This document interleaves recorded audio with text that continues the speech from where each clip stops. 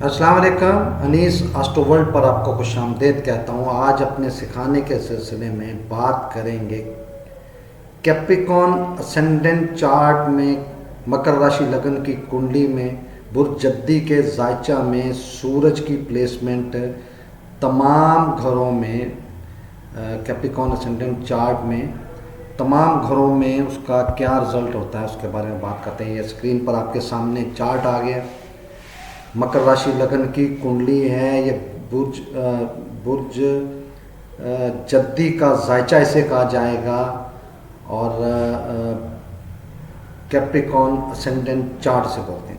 तो सबसे पहले हमने अपनी रूटीन के मुताबिक जब भी किसी कुंडली जायचे या असेंडेंट चार्ट का हमने उसका देखना होता है तो स्टडी करना होता है, तो सबसे पहले ये देखते हैं जिस भी स्टार का या जिस भी हाउस का हम देखेंगे देखना है उसका, तो सबसे पहले उस स्टार की इस कुंडली में देखेंगे कि इसको हाउस भाव या घर कौन सा अलॉट हुआ। तो इस कुंडली का लॉर्ड शनि है। ये कैप्रिकॉर्न असेंडेंट और कैप्रिकॉर्न का लॉर्ड शनि होता है। सैटर्न बोलते हैं इसको, जोहल बोला जाता है। और सूरज को उसने अपनी दुश्मनी निभाते हुए, सूरज और जोहल ये आपस में बहुत गहरे दुश्मन, तो 8वें घर का लॉर्ड बनाया इसको और अपनी कुंडली में सबसे नाकस घर अलॉट किया इसको। तकलीफ़ों का हर्डल्स, तकलीफ़ें, परेशानियाँ, एक्सीडेंटल मामलात, इनहेरिटेंस के मामलात, यानी कि इंसान एंग्जाइटी, इंसान परेशानियों तकलीफ़ों से बाहर ही नहीं निकलता। तो ये सूरज 8वें घर का लॉर्ड बना के जब सूरज कुंडली के लगन में होगा तो ऐसी पर्सनैलिटी अच्छे नामवर नहीं होगी, यानी कि अच्छे उसको नहीं समझा जाएगा सोसाइटी में। बीमारियां, कोई ना कोई बीमारी में मुब्तला होने वाली पर्सनैलिटी और नाकस रिज़ल्ट देने वाली यहाँ पे सिचुएशन होगी। साथ में नज़र से पार्टनरशिप को देखा तो डेली वेजेस के मामला, पार्टनरशिप, मैरिड लाइफ या होती नहीं है ऐसी पर्सनैलिटी की, अगर हो जाए तो कायम नहीं रहती, टूट जाती।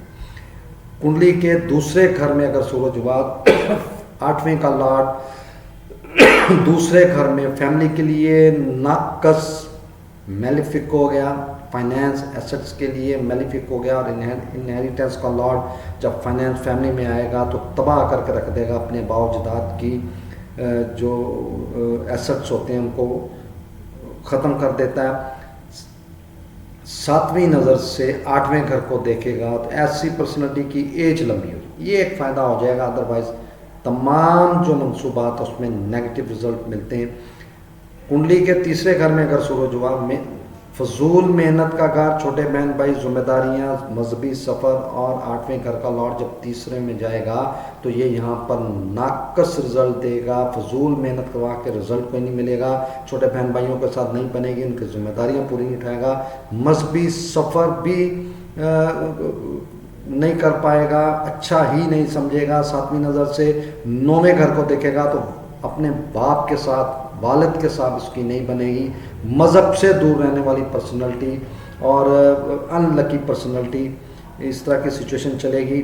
सूरज अगर कुंडली के चौथे घर में हुआ, यहाँ पे बादशाह बनता है, 8वें घर का लॉर्ड यहाँ पे बादशाह बनेगा, तो ये आप वालदा के साथ, वालदा का सुख ना पाए, वालदा की सेहत के जो हेल्थ के मामला हैं उसमें तकलीफ़ें, परेशानियाँ, मकान नहीं बना पाते, ऐसी बनाएं तो कोई ना कोई उलझन लगी रहती है। इसी तरह सवारी के मामलात में भी ये सवारी होती नहीं, अगर हो जाए तो उसमें फंसे रहने वाली पर्सनैलिटी, कोई ना कोई खर्चा या तकलीफ परेशानी उसमें लगी रहती है।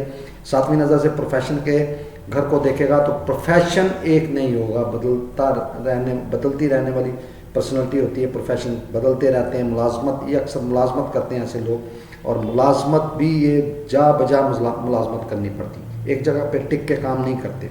सूरज अगर कुंडली के 5वें घर में हुआ तो कौन घर है?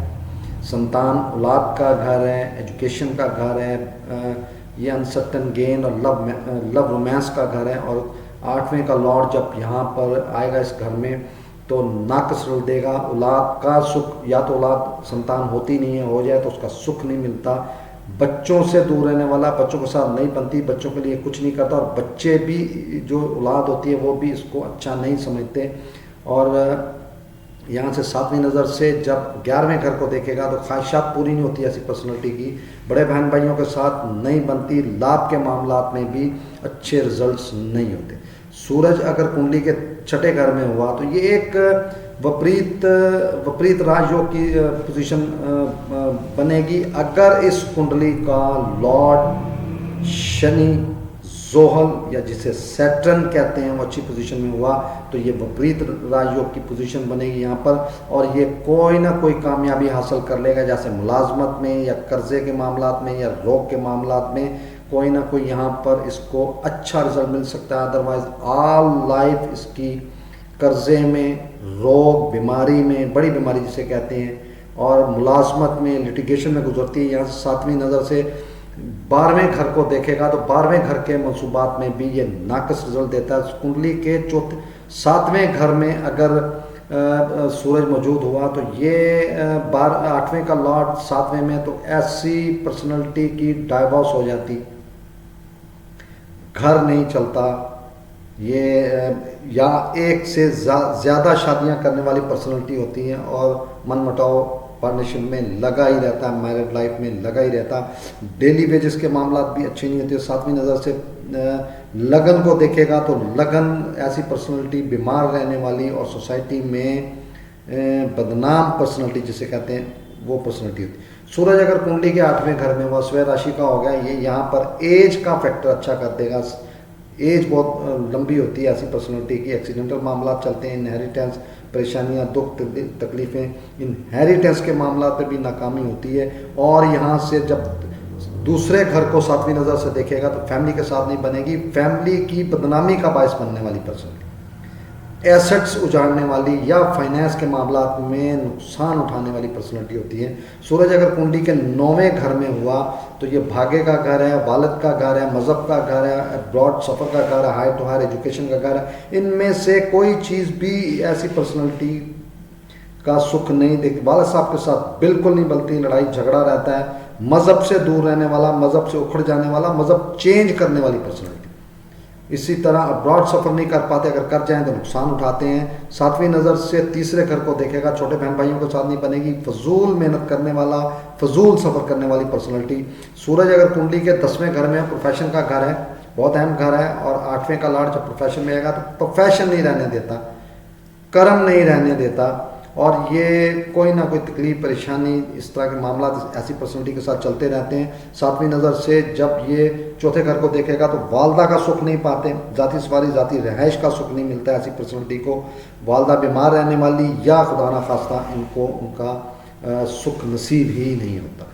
कुंडली के 11वें घर में अगर सूरज होगा, एक चीज़ और है यहाँ पे 10वें घर में ये डेबिलिटेटेड होता है, जिसे फ़कीर कहते हैं या आप कह लें नीच कहते हैं। एक नीच हो गया, 8वें का लॉर्ड नीच, ये अकॉर्डिंग टू वैदिक एस्ट्रोलॉजी बहुत बड़ा राजयोग है, लेकिन ये मैं आपको मेरे अगले जो लेक्चर्स आएंगे जिसमें आपको मैं क्लियर कर रहा हूँ। फिलहाल मैं आपको बेसिक्स के बारे में ये चीज़ें क्लियर कर रहा हूँ। कुंडली के 11वें घर में डिज़ायर्स पूरी नहीं होती ऐसी पर्सनैलिटी की, लाभ के मामला कमज़ोर होते हैं ऐसी पर्सनैलिटी के, और ये बड़े बहन भाइयों के साथ नहीं बनती। 7वीं नज़र से 5वें घर को देखेगा तो औलाद का सुख नहीं पाता या औलाद से सुख नहीं पाता, एजुकेशन अच्छी नहीं होती, अनसर्टन गेन के मामला भी नाकस ही होते हैं। कुंडली के 12वें घर में 8वें का लॉर्ड 12वें में अकॉर्डिंग टू वैदिक एस्ट्रोलॉजी विपरीत राजयोग यहाँ पे बनता है। अगर कुंडली का लॉर्ड, इस कुंडली का, इस पूरी कुंडली का जो लॉर्ड है, मालिक है, शनि, जोहल या जिसे सैटर्न कहते हैं, वो अगर अच्छे घरों में हुआ, मजबूत घरों में हुआ, अच्छी पोजीशन में हुआ तो यहाँ पे ये विपरीत राजयोग बनेगा और ये बैरून मुल्क सेटल होने वाली पर्सनैलिटी हो। ऐसी पर्सनैलिटी बहुत ज़्यादा ठोकरें, फजूल अखराजात करके, सफ़र करके ये अब्रॉड सेटलमेंट ज़रूर हो जाएगी, लेकिन ये लिटिगेशन के मामला, हॉस्पिटल के मामला, जेल के मामला, तोहमत के इल्ज़ामात के मामला इसको फेस करने पड़ सकते हैं। और 7वीं नज़र से छठे घर को देखेगा तो यहाँ रोग के मामला, लिटिगेशन के मामला, मुलाजमत के मामला और कर्जा लोन लेने के मामला में भी ये फंसी रहने वाली या परेशान रहने वाली पर्सन। तो आज मैंने आपके साथ कैप्रिकॉर्न असेंडेंट चार्ट में सूरज की प्लेसमेंट मुख्तलिफ घरों में क्या क्या रिजल्ट देती है उसके बारे में बताया। नेक्स्ट मैं आपको एक्वेरियस असेंडेंट चार्ट में सूरज की तमाम घरों में उसकी क्या क्या उसके रिजल्ट्स होते हैं या कैसे उसकी जजमेंट की जाती है उसके बारे में बताऊँ। बहुत शुक्रिया। अस्सलाम वालेकुम।